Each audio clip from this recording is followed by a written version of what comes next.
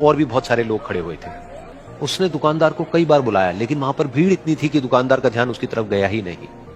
और फिर उस बच्ची को थोड़ा सा गुस्सा आया तो उसने अपनी मिट्टी की गुल्लक ले करके वहीं काउंटर पर जोर से रख दी, जिसके बाद में जो दुकानदार था और जितने भी लोग खड़े थे वो सब उस बच्ची की तरफ देखने लग गए। और फिर उस दुकानदार ने उस बच्ची से पूछा, बेटे आपको क्या चाहिए? तो वो बड़े ही भोलेपन से बोली कि मुझे एक चमत्कार चाहिए। ये सुनकर के दुकानदार को कुछ समझ नहीं आया, ना ही वहां पर जो लोग थे उनको कुछ समझ में आया, और सब उसकी तरफ देखने लग गए। फिर दुकानदार ने बोला, बेटे चमत्कार तो यहां पर नहीं मिलता है। तो बच्ची को लगा कि वो उससे झूठ बोल रहा है, तो बच्ची ने कहा कि मेरी गुल्लक में बहुत पैसे हैं, आप बताओ आपको कितने पैसे चाहिए, लेकिन मैं आज यहां से चमत्कार लेकर के ही जाऊंगी। तो वहीं काउंटर पे एक और आदमी खड़ा था, उसने उस बच्ची से पूछा कि बेटे क्यों चाहिए तुमको चमत्कार? तब उस बच्ची ने अपनी कहानी बताई कि अभी कुछ दिन पहले मेरे भाई के सर में बहुत तेज दर्द हुआ, तो मेरे पापा मम्मी उसको हॉस्पिटल ले गए। उसके बाद कई दिन तक मेरा भाई घर नहीं आया। तो मैंने कई बार अपने पापा से पूछा, लेकिन उन्होंने मुझे कुछ नहीं बताया। उन्होंने बार बार यही कहा कि वो आ जाएगा, वो कल आ जाएगा, वो कल आ जाएगा, लेकिन वो आ ही नहीं रहा था।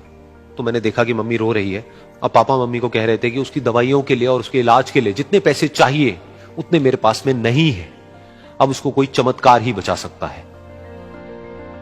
तब मुझे लगा कि अगर मेरे पापा के पास में इतने पैसे नहीं भी हैं तो क्या हुआ, मेरे पास में तो है। तो मैंने जितने भी पैसे जोड़ रखे हैं वो सारे लेकर के मैं इस दवाई की दुकान पर आई। फिर उस आदमी ने उस बच्ची से पूछा, कितने पैसे हैं तुम्हारे पास में? ये सुनते ही उस बच्ची ने अपनी गुल्लक उठाई, जमीन पर फेंकी और तोड़ दी, और पैसे गिनने लग गई। बाकी सब लोग खड़े होकर के उसको देख रहे थे। थोड़ी देर बाद उसने सारे पैसे अपने हाथ में इकट्ठे किए और बोली, मेरे पास में पूरे 19 रुपए हैं। वो जो आदमी वहां पर खड़ा था वो थोड़ा सा मुस्कुराया और बोला कि अरे तुम्हारे पास में तो पूरे पैसे हैं, इतने का ही तो आता है चमत्कार। ये सुनकर के वो बच्ची बहुत खुश हो गई और बोली कि चलो मैं आपको अपने पापा से मिलवाती हूं।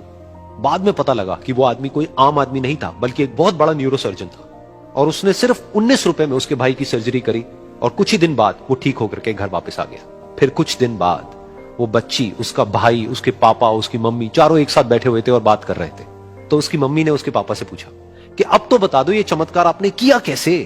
तो उन्होंने अपनी बेटी की तरफ देखा और बोले, ये चमत्कार मैंने नहीं, इसने किया है।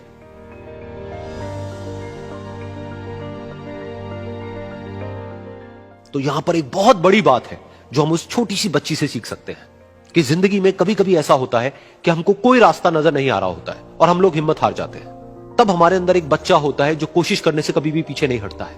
वो हार मानने को तैयार नहीं होता है क्योंकि उसको ना शब्द समझ नहीं आता है। वो बच्चा जिसके लिए कुछ भी नामुमकिन नहीं है, क्योंकि वो हर हाल में कोशिश करता ही रहता है।